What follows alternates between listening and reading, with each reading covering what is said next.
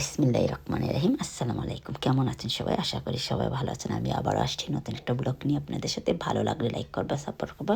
সবাইকে আমার যারা আমার সাপোর্ট করে থ্যাংক ইউ সো মাচ। দিল থেকে শুকরিয়া আদায় করি আপনাদেরকে। আপনারা আমার সাপোর্ট করা, যে আপনাদের এত কিমতি সময় থেকে আমার ভিডিওটা আপনারা দেখলাম, থ্যাংক ইউ। সত্যি শুকরিয়া আদায় করি, আল্লাহর কাছে শুকর আলহামদুলিল্লাহ। যারাই আমাকে সাপোর্ট করা থ্যাংক ইউ। আর আপনারা সবাইকে সাপোর্ট করবা, কারণ আমাকে একলা করবা না। কারণ সবাইকে আপনারা একটা সাপোর্টের জন্য মানুষ কিছু হেল্প পাইবে। আপনি একজন করে যদি আপনি একটা লাইক মানুষ, সে আরেকজনের কাছে এই ভিডিওটা যদি সে আরেকজনে করবে, একজনকে ভিডিওটা সবাইকে একটু ধরুন অনেক ইম্পর্ট্যান্ট। সবাই নিচে কিছু স্বপ্ন নিয়েই সোশ্যাল মিডিয়াতে আসে, ইচ্ছে করে আসে না, কিছু স্বপ্ন পুরাইতে চায়। সবাই যখন দেখে যে আপনারা সবাইকে একটু সাপোর্ট করবা, এটা আমার ছোটো বোন হিসেবে অনুরোধ করলাম। আপনারা সবাইকে সাপোর্ট করো। হয়তো আপনারা একটা সাপোর্টের জন্য সে একটা ইনকাম করে খাইতে পারবে, সে কেউ কাছে খোঁজা লাগলো না, যাওয়া লাগলো না, তার স্বপ্নগুলো ছোটো ছোটো স্বপ্নগুলো পূরণ হইল। তখন আপনারা দোয়া পাইবেন। সত্যি কথা, এটা একটা একমতো আপনারা জাকাতি দিতেছেন, ফিতরা দিতেছেন, আপনারা তারা হেল্প করতেছেন একটা লাইক দিয়ে, একটা সাবস্ক্রাইব করে চ্যানেলগুলো। আজকে না আমি কিছু যদি আমার কোনো মাতে আপনারা কষ্ট পায় দেখ, আমাকে মাফ করে দিবেন। আমি ছোটো বোন হিসেবে আপনারা আসলে আমি সত্যি সবার মতো এত ভালো টেকে কথা বলতে পারবো না, সবার মতো এত এরকম না। আসলে আমি আসলে কথা বলতে একটু শরম পাই আসলে। তাই আমি শপিং আসছি, তাই আপনাদের সাথে শেয়ার করলাম। আসলে আমরা শপিংয়ে যখন আসি, আমরা বোনের কলে যত হাজার শপিং করি। আল্লাহ দিলে লন্ডনের মাঝে মানে এই দেশে তো সবাই সাহায্য করে, দেখো মোবাইল করে সবাইকে সবাই সাহায্য করে। সরকারও একরকম বেনিফিট দেয়, খাবার দেয়, বাচ্চা ইন্টারে দেয়, সব সাপোর্টিং দেয়, সব কিছু দেয়। কিন্তু একটা জিনিস আমি চিন্তা করি, যখন দিন শেষে ভাই সকলে কাজে যায়, তাদের হাতে একটা টাকা থাকে না।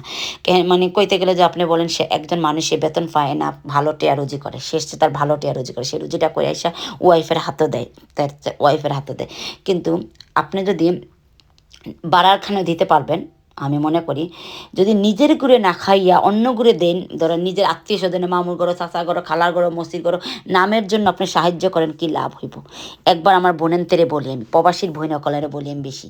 আমি আমরা নিজেরাই বলতেছি, আমি আমার ভাই বোনদের বলতেছি, যেমন আপনি আমাদের দেশে অনেক আত্মীয় স্বজন আছে। আমরা দেখেন আপনার 10 পাউন্ডে কিছু আসে যায় না। আপনার 5 বাচ্চা 5 জনে 10 টাকা করে দিলে 50 টাকা হয়। যদি আপনি এই 50 টাকা দেশে কেউ নিজের আত্মীয় স্বজনদের সাহায্য করেন, কী আসবে? নিজেরও তো একটা স্বপ্ন থাকে, আমার ভাই থাকে, বাতিজা থাকে, চাচা থাকে লন্ডন, না নি? তো কী হয় দিলে অনেক সময় দেখা যায় আমরা নিজের গুঁড়ো দিই না, বাড়ার গুঁড়ো দিই নামের জন্য। আল্লাহ বলছে নিজের গুড় আগে দিয়া যদি থাকে তো বাড়ার জন্য দাও। রোজার সময় আসলে আমরা কী করে জানেনি, টিভির মাঝে টাকা দিয়া বড়িলাই টিভি চ্যানেলও দেন আপনারা, আমি মানা করলাম না, দিন না, দিবেন। কিন্তু আপনারা একবার চিন্তা করেন, আপনারা নিজের কাছে দেননি, ওই যে এত টাকা দেন, 1 লাখ 2 লাখ, কেউ 5 লাখ 10 লাখ, কিন্তু এই টাকাটা যদি কোনো একজন নিজের আত্মীয় স্বজনের মাঝে কেউ দিয়ে যদি একটা ভালো একটা পজিশনে পৌঁছে দেন, তাহলে আপনি দোয়া পাইবেন। আমি বলছি না এই দোয়াটাও পাইবেন না, পাইবেন, কিন্তু এটা আরও বেশি পাইবেন, আল্লাহ আরও খুশি হইব। কারণ আল্লাহ কইছে, আবার একটু আরেকটা মনে রেখেন, আল্লাহ কইছে না গড়ে খালি করে সব দিতে। আল্লাহ কইছে তোমার যতটুকু তৌফিক আছে অতটুকু দাও। 1 লাখ টাকা দিল যেই সব পাইবেন, 1 টাকা দিল সেই সব পাইবেন। আবার দেখা যায় অনেক সময় হাজব্যান্ডের কলের হাতে 1 টাকা থাকে না, যে হাজব্যান্ডে রুজি করে, আমি সরকারের থেকে বাচ্চা নিতে টাকাটা পাই, কিন্তু আমার হাজব্যান্ডের হাতে টাকা থাকে না, আমার হাজব্যান্ডের একটা সিগারেট খেবার টাকা থাকে না। কিন্তু ওই যে আমার কাছে টাকা থাকে, আমি টাকা দিয়া সব আমার মা বোন আত্মীয় স্বজনটা ফালি, কিন্তু জামাইয়ের বাড়ির তার আমি খবর লই না কেন?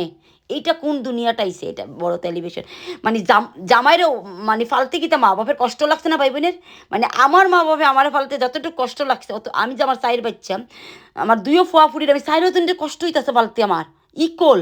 কিন্তু আমরা কি করি, মানে ওই যে সোসাইটি সো থিং, মানে ওরকম।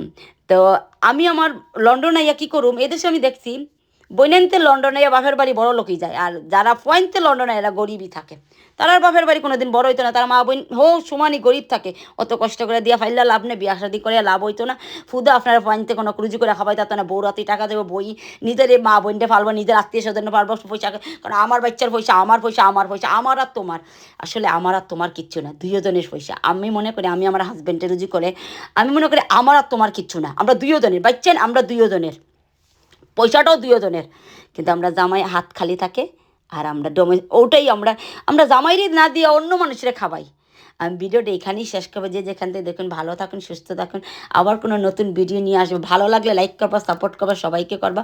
আর যদি কোনো মাতে আমার কষ্ট পান, আমাকে মাফ করে দেবেন। আসসালামু আলাইকুম।